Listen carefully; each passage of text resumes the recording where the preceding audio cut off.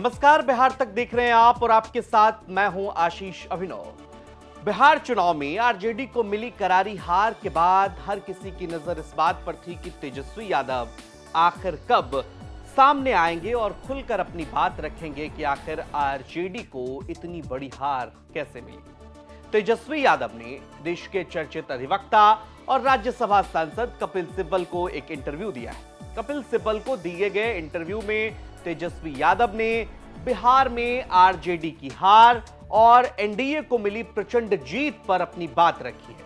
तेजस्वी यादव से जब कपिल सिब्बल ने यह सवाल पूछा कि साल 2020 में जब आरजेडी चुनाव लड़ी और आप चेहरे थे, उस समय आरजेडी को 75 सीटें आई और सबसे बड़ी पार्टी बनकर आरजेडी उभरी, लेकिन 2025 में ऐसा क्या हो गया कि पार्टी महज 25 सीटों पर सिमट गई। इस सवाल के जवाब में तेजस्वी यादव ने कपिल सिब्बल से कहा कि हार जो है किसी को पच नहीं रहा है, किसी को डाइजेस्ट नहीं हो रहा है। यहां तक कि तेजस्वी यादव ने यह भी कहा कि आप इस हार को लेकर या जो एनडीए को प्रचंड जीत मिली है इसको लेकर आप बीजेपी और जेडीयू के विधायकों से भी पूछेंगे कि उन्हें यह जीत कैसे मिली, तो उन्हें भी अंदाजा नहीं है कि इतनी अप्रत्याशित जीत उन्हें मिल गई है। कपिल सिब्बल ने आगे तेजस्वी यादव से पूछा कि आखिर इतनी बड़ी हार आपको मिली कैसे, ऐसा क्या हो गया। तो तेजस्वी ने कहा कि लोकतंत्र हारा है, मशीनरी जीती है। इस पर कपिल सिब्बल ने तेजस्वी यादव से फिर दोहराया कि क्या वास्तव में लोकतंत्र हारा और मशीनरी जीती है। तेजस्वी यादव ने इसका जवाब हाँ में दिया है। आपको बता दें कि आरजेडी इस बार महज 25 सीटों पर सिमट गई। 243 विधानसभा सीटों पर पार्टी चुनाव लड़ी थी, लेकिन महज उन्हें 25 सीटों पर ही सफलता मिली। और महागठबंधन की बात करें तो महागठबंधन सिर्फ 35 सीटों पर सिमट कर रह गई। एक बड़ी हार है। इससे पहले आपको बता दें कि आरजेडी का प्रदर्शन 2010 में भी बेहद खराब रहा था, तब पार्टी महज 22 सीटें जीती थी और इस बार यह आंकड़ा 25 पहुंचा है। निश्चित तौर पर तेजस्वी यादव हार की समीक्षा जिस इस वक्त आरजेडी में चल रही है, इन तमाम पहलुओं पर बात हो रही होगी, लेकिन तेजस्वी यादव कपिल सिब्बल को दिए गए इंटरव्यू में इस बात पर भी जोर दे रहे हैं कि वोट को खरीदा गया। कपिल सिब्बल ने तेजस्वी यादव से जब इसके बारे में पूछा कि 10,000 रुपए का जो स्कीम था मुख्यमंत्री महिला रोजगार योजना को लेकर, तो तेजस्वी यादव ने इस सवाल के जवाब में कहा कि बीच चुनाव में भी रिश्वत दी गई है और न सिर्फ महिलाओं को बल्कि किसानों को भी पैसे ट्रांसफर किए गए और बीच चुनाव में ऐसा करना मतलब रिश्वत देना हुआ।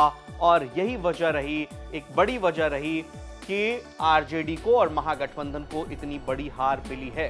तेजस्वी यादव मशीनरी का, मुख्यमंत्री महिला रोजगार योजना में 10-10 हजार रुपए दिए जाने का, यहां तक कि अन्य कैश स्कीम का जिक्र कर रहे हैं और कह रहे हैं कि जिस तरह से एनडीए ने इस चुनाव को जीता है वो विश्वास करने वाला नहीं है, क्योंकि ग्राउंड पर तेजस्वी दावा कर रहे हैं कि जब वो जाते थे तो चाहे लाठी खाने वाले छात्र हों या फिर किसान हों, बेरोजगार युवा हों, वो बदलाव की बात कह रहे थे।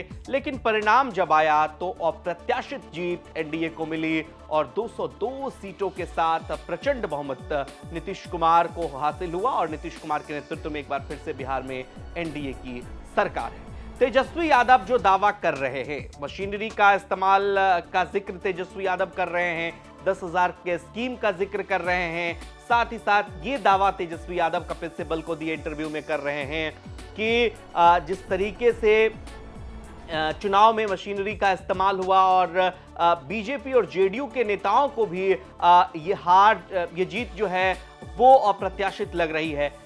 तेजस्वी यादव के दावे में कितनी सच्चाई है? आपको क्या लगता है कि क्या वास्तव में जो इतना बड़ा जनादेश एनडीए को मिला, क्या एनडीए के नेताओं को भी नहीं पता?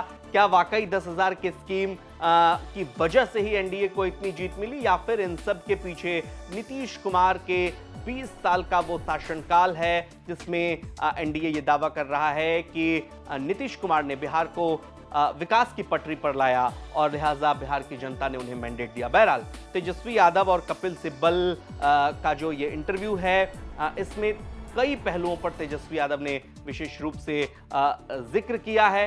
साथ ही साथ बिहार चुनाव में मिली करारी हार के बाद तेजस्वी यादव का ये पहला इंटरव्यू जिसमें उन्होंने इन तमाम मुद्दों पर अपनी बात रखी है। खबर कैसी लगी कमेंट सेक्शन में अपनी राय हमें जरूर दीजिए और बिहार की तमाम खबरों के लिए आप देखते रहिए बिहार तक। नमस्कार।